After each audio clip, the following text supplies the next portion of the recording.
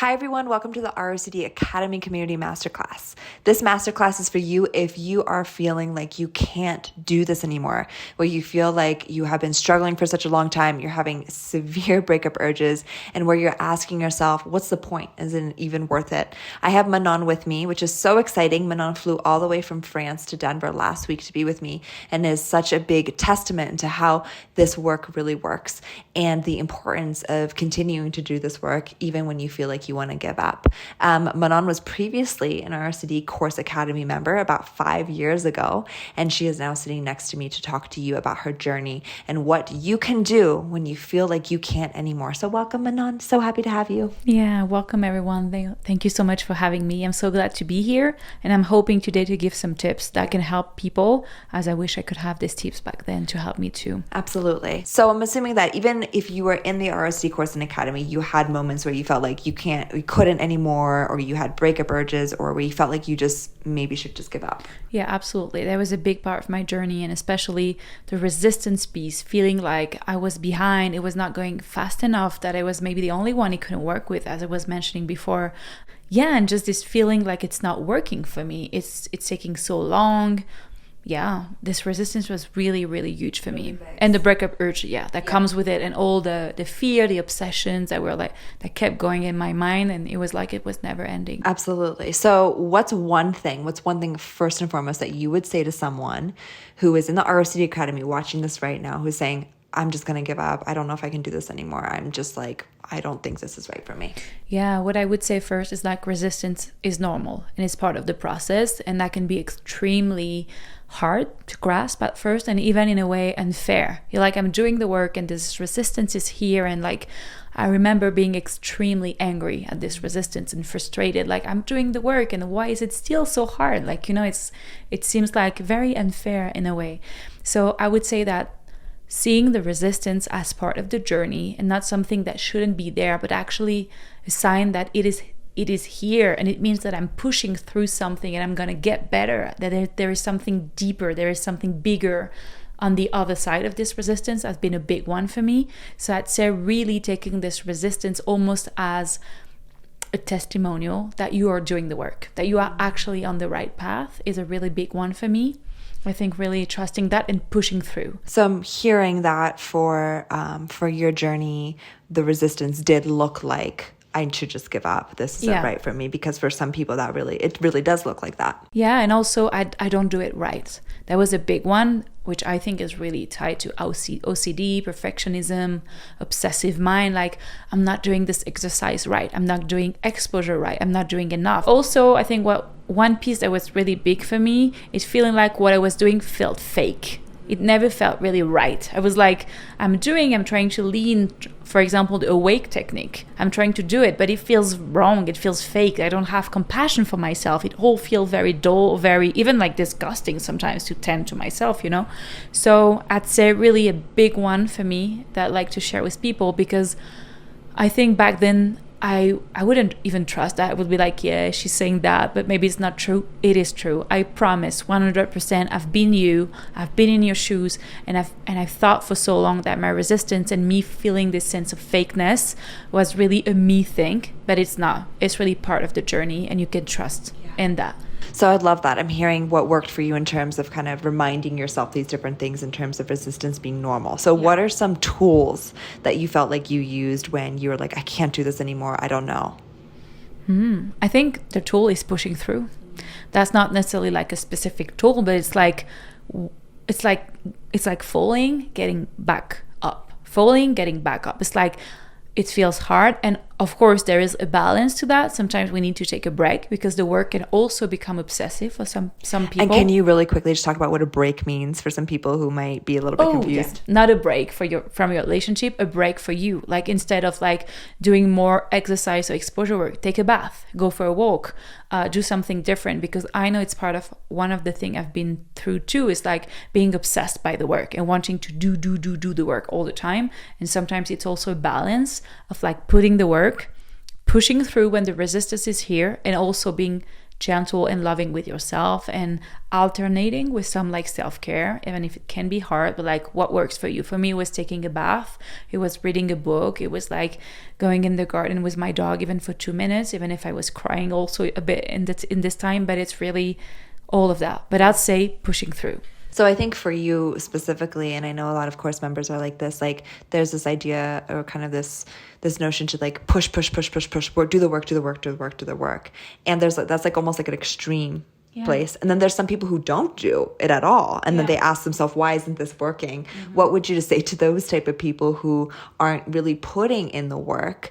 And maybe this identifies as you. And I think this is important for us to have a conversation about, because this is not going to work for you if you also don't put in the work. And there is no shame around that either, because it's hard to do the work, in the sense of, I've been there, I think too, at some point in my journey. Like the cognitive part is super easy. You read a lot of book, you know like cognitively what you need to do, but sometimes you have to lean into doing the work. And it means doing it, like even if it's like 1 minute. I think we tend to have this like very huge expectation, like I need to have like 2 or 3 hours in front of me to do the work, to practice exposure. You don't have to do that. It can be like literally 2 seconds here and there during your day where you lean like a second in your emotion, a compulsion that you don't do, even if it's like quick compulsion, an exposure that you do for like 10 seconds.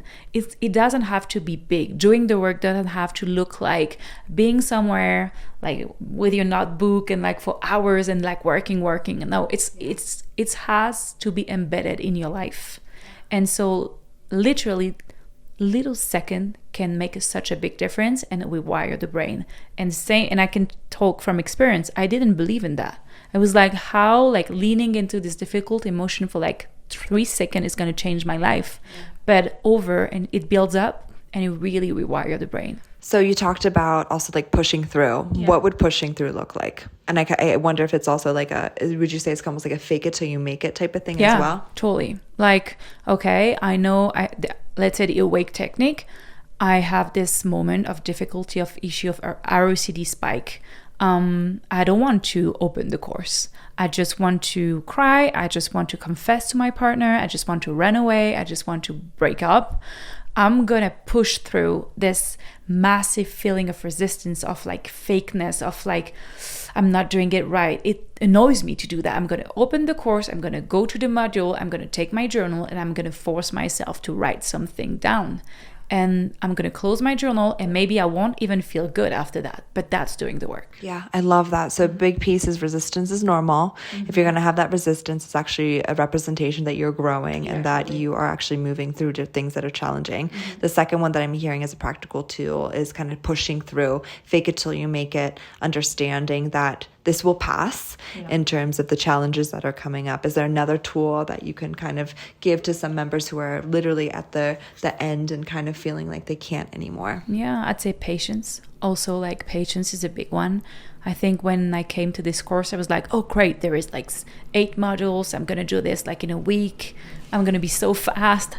I know how to study, but you can do that. I've done that once. When I was in the academy for months, I've kind of binged on the course. It didn't help because it's actually a deeper learning. It's cognitive, it's behavioral, and it's somatic. So you have to kind of soak in this learning and in this course for a long time. I'm working at Awaken into Love. I see a lot of people also being like, can I join just for a month? And I know the financial piece is true, and I totally get that. Myself was a struggle to pay and join the academy back then. So, but just 1 month will never be enough. I'm gonna be a bit blunt, but it's not enough. Even myself, sometimes I can go back to certain modules and like let this information soak. It's such an ongoing process. It has you have to study this course. You have to let the information like sink, and you have to practice over and over again. And I feel it's really not a one-time thing. And the patience piece And the consistency is really important. Patience and consistency. Yeah. Okay. So resistance is normal, pushing through, patience and consistency. Yeah. And at the time when you would have those moments of I can't anymore, did you lean on any type of support? Did you lean on a sense of community? And did that help you? Absolutely. I was going to tap into that. Like the community was such a huge piece. I think when we're starting this journey and I was one of those, I thought I was going to be able to do it on my own. Like it stems from such an place of isolation because I was living from this from so long. I've never shared with anyone that a part of me was like, we can do it on our own, like this independence almost. But actually I would never be possible to be where I am today without the community. Yeah, and I think when I joined Awaken into Relationship, your past program, like it was really helpful for me. It's been like life-changing actually, more than helpful, to realize like how being part of a community on a weekly basis, meeting people that are experiencing the same as you, it's so healing in itself. And it made me realize that I might have avoided the community piece for a long time, sometimes not sharing in the Facebook community, not wanting to be seen, to be heard. And I can also understand how people feel it can be compulsive because there are a lot of posts and stuff. You can feel a bit overwhelmed. But overall, the community and really leaning into this support, taking advantage of being part of a community to even make friends. I made a lot of friends. You became my friend, but you were not you were like the leader of the community. But like there are like many people in the community that are like so amazing. And yeah, that's such Just a big leaning piece. on that support. Yeah. The community support is so Asking huge. for help. Asking for help. Even is if really, like really you're big. in your head and you're like, I'm not going to post in the community. I don't know how to express what I feel. It's too complicated. I know it's a big one for me. Not making, like being afraid I'm not going to be able to articulate what I feel enough. I think this part of the OCD, wanting to make sure that you say everything that is clear enough, but pushing through that too. Of course.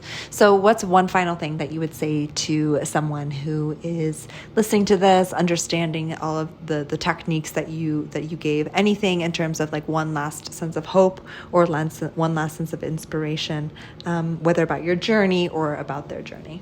Yeah. I would say there is hope. It's pretty simple, but it's very true that there is hope even in the most like darkest and like painful place we are, because at the end of the day, and I might be a bit like more broad, but like there is gold in what's happening. I think that's something you touch a lot into the course, that we're not, of course it's super painful and it's like I feel so much for you and for how I was back then, and for me myself sometimes too. It's so painful, but really when we start like experiencing any challenge in our life, and ROCD is one of them, as something that is a gift too, in a way, that can bring us deeper into consciousness of ourselves, like awareness of our partner, deeper love. We can see each challenge, each resistance, each setback, each failure as a path, like a step closer to more joy, more peace, more love, more lessons. And that's great. Love that. I love that so much. Thank you. Thank you, Manon. Hopefully this was helpful for you guys in terms of what to do when you feel like you can't anymore, because it's such an important topic that I think mostly everyone, all of you, are going to be experiencing that at one point in your journey, which is super normal to experience that. So thank you so much, Manon. Thank you. Thank you.